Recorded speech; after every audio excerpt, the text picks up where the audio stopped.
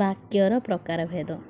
ବାକ୍ୟର ସାଧାରଣତଃ ଦୁଇ ଗୋଟି ରୂପ ପରିଲକ୍ଷିତ ହୋଇଥାଏ। ଗୋଟିଏ ଗଠନାତ୍ମକ ରୂପ, ଅନ୍ୟଟି ପ୍ରକାର୍ଯ୍ୟାତ୍ମକ ରୂପ। ପୂର୍ବ ଭିଡ଼ିଓରେ ଆମେ ଗଠନାତ୍ମକ ରୂପ ସମ୍ପର୍କରେ ଆଲୋଚନା କରିଥିଲେ। ଗଠନାତ୍ମକ ରୂପକୁ ଚାରି ଭାଗରେ ବିଭକ୍ତ କରାଯାଇଛି, ଯେପରିକି ସରଳ ବାକ୍ୟ, ଯୌଗିକ ବାକ୍ୟ, ଜଟିଳ ବାକ୍ୟ ଏବଂ ମିଶ୍ର ବାକ୍ୟ। ସେହିଭଳି ପ୍ରକାର୍ଯ୍ୟାତ୍ମକ ରୂପ ସମ୍ପର୍କରେ ଆଜି ଆମେ ଆଲୋଚନା କରିବା। ଏହି ପ୍ରକାର୍ଯ୍ୟାତ୍ମକ ରୂପକୁ ପାଞ୍ଚ ଭାଗରେ ବିଭକ୍ତ କରାଯାଇଛି, ଯେପରି ପ୍ରଥମଟି ବିବୃତ୍ତି ସୂଚକ ବାକ୍ୟ, ଆଦେଶ ବା ଅନୁରୋଧ ସୂଚକ ବାକ୍ୟ, ତୃତୀୟଟି ପ୍ରଶ୍ନ ସୂଚକ ବାକ୍ୟ, 4 ନମ୍ବର ବିସ୍ମୟ ସୂଚକ ବାକ୍ୟ ଏବଂ ପଞ୍ଚମଟି ନାସ୍ତି ସୂଚକ ବାକ୍ୟ। ପ୍ରଥମଟି ବିବୃତ୍ତି ସୂଚକ ବାକ୍ୟ। ଆମର ଦୈନନ୍ଦିନ ଜୀବନରେ କଥୋପକଥନରେ ଆମେ ବିବୃତ୍ତି ସୂଚକ ବାକ୍ୟର ସାଧାରଣତଃ ବ୍ୟବହାର କରିଥାନ୍ତି। ଏକ ନିର୍ଦ୍ଦିଷ୍ଟ ବିଷୟରେ ବିବୃତ୍ତି ପ୍ରକାଶ କରୁଥିବା ବାକ୍ୟକୁ ହିଁ ଆମେ ବିବୃତ୍ତି ସୂଚକ ବାକ୍ୟ ବୋଲି କହିଥାଉ। ଯେପରି ଏ ବର୍ଷ ପ୍ରବଳ ଶୀତ ହୋଇଛି। କବିମାନଙ୍କ ମଧ୍ୟରେ ସାରଳା ଦାସ ଆଦି କବି ଅଟନ୍ତି। ଏହା ଗୋଟିଏ ବକ୍ତବ୍ୟକୁ ପ୍ରକାଶ କରୁଛି, ତେଣୁ ଏହାକୁ ବିବୃତ୍ତି ସୂଚକ ବାକ୍ୟ ବୋଲି କୁହାଯାଏ। ଦ୍ୱିତୀୟଟି ଅନୁରୋଧ ବା ଆଦେଶ ସୂଚକ ବାକ୍ୟ। ଏହି ନାମକରଣରୁ ଆମେ ସମ୍ପୂର୍ଣ୍ଣ ଭାବରେ ଜାଣିପାରୁଥିବା ଅନୁରୋଧ ବା ଆଦେଶ ଭାବ ପ୍ରକାଶ କରୁଥିବା ବାକ୍ୟକୁ ଆମେ ଆଦେଶ ବା ଅନୁରୋଧ ସୂଚକ ବାକ୍ୟ ବୋଲି କହିଥାଉ।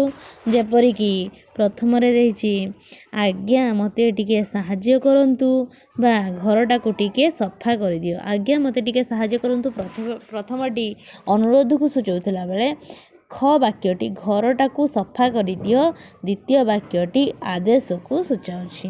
ତେଣୁ ପ୍ରଥମଟି ଅନୁରୋଧ ସୂଚକ ଏବଂ ଦ୍ୱିତୀୟଟି ଆଦେଶ ସୂଚକ ବୋଲି ଆମେ କହିପାରିବା। ତୃତୀୟରେ ପ୍ରଶ୍ନ ସୂଚକ ବାକ୍ୟ। ଯେଉଁ ବାକ୍ୟ କୌଣସି ପ୍ରଶ୍ନର ସୂଚନା ପ୍ରଦାନ କରୁଥାଏ ତାକୁ ଆମେ ପ୍ରଶ୍ନ ସୂଚକ ବାକ୍ୟ ବୋଲି କହିଥାଉ। ଏହି ପ୍ରଶ୍ନ ସାଧାରଣତଃ କ'ଣ, କାହିଁକି, କିପରି ହୋଇଥାଇପାରେ ଅଥବା କେତେକ ପ୍ରଶ୍ନର ଉତ୍ତର ହଁ ବା ନାହିଁରେ ସମାପନ ହୋଇଥାଏ। ଏଠି ଉଦାହରଣକୁ ଦେଖିବା। ପ୍ରଶ୍ନ ସୂଚକ ବାକ୍ୟ ତୁମେ କେବେ ଆସିଲ ଏହା ସମୟକୁ ସୂଚାଉଛି। ଆଜି କେତେ ତାରିଖ ଏହା ମଧ୍ୟ ଏକ ସମୟକୁ ସୂଚାଉଛି। ତୁମର ନାମ କ'ଣ ଏହା ମଧ୍ୟ ଏକ ପ୍ରଶ୍ନ ସୂଚକ ବାକ୍ୟ। ଏହି ବାକ୍ୟରେ କୌଣସି ବ୍ୟକ୍ତିର ନାମକୁ ପଚରାଯାଉଛି। ବିସ୍ମୟ ସୂଚକ ବାକ୍ୟ। ବିସ୍ମୟ ଭାବ ପ୍ରକାଶ କରୁଥିବା ବାକ୍ୟକୁ ବିସ୍ମୟ ସୂଚକ ବାକ୍ୟ ବୋଲି କୁହାଯାଏ। ଯେପରିକି ଉଦାହରଣକୁ ଦେଖିବା। କ ଉଦାହରଣଟି ବାପା ଏତେ ଟଙ୍କା ଦେଲେ। ଦ୍ୱିତୀୟଟି ସତରେ ତୁମେ ଆସିଛ। ଉଭୟ ବାକ୍ୟ କୌଣସି ବିସ୍ମୟ ବା ଆଶ୍ଚର୍ଯ୍ୟର ଭାବ ପ୍ରକାଶ କରୁଛି, ତେଣୁ ଏହି ବାକ୍ୟକୁ ବିସ୍ମୟ ସୂଚକ ବାକ୍ୟ ବୋଲି କୁହାଯାଏ। ଏଠି ଆମକୁ ମନେ ରଖିବାକୁ ହେବ, ବିସ୍ମୟ ସୂଚକ ବାକ୍ୟର ଶେଷରେ ଯେପରି ଆମେ ଯେକୌଣସି ବିବୃତ୍ତି ସୂଚକ ବାକ୍ୟର ଶେଷରେ ପୂର୍ଣ୍ଣଚ୍ଛେଦ ଦେଇଥାନ୍ତି, ସେହିଭଳି ବିସ୍ମୟ ସୂଚକ ବାକ୍ୟରେ ଆମେ ଏକ ବିସ୍ମୟ ସୂଚକ ଚିହ୍ନ ପ୍ରଦାନ କରିଥାନ୍ତି। ତାହେଲେ ଏହି ବିସ୍ମୟ ସୂଚକ ଚିହ୍ନରୁ ଆମେ ଜାଣିପାରିବା ଯେ ଏହି ବାକ୍ୟଟି ଏକ ବିସ୍ମୟ ସୂଚକ ବାକ୍ୟ ଅଟେ। ନାସ୍ତି ସୂଚକ ବାକ୍ୟ। ନାସ୍ତିର ଅର୍ଥ ନା ବା ନାହିଁ। ନାସ୍ତିର ସୂଚନା ପ୍ରଦାନ କରୁଥିବା ବାକ୍ୟକୁ ହିଁ ଆମେ ନାସ୍ତି ସୂଚକ ବାକ୍ୟ ବୋଲି କହିଥାଉ। ଯେପରି ମୋ ପାଖରେ କଲମ ନାହିଁ, ମୋର କୌଣସି ଖାତା ନାହିଁ, ଏହା ସମସ୍ତ ଗୋଟିଏ ନାସ୍ତି ସୂଚକ ବାକ୍ୟ।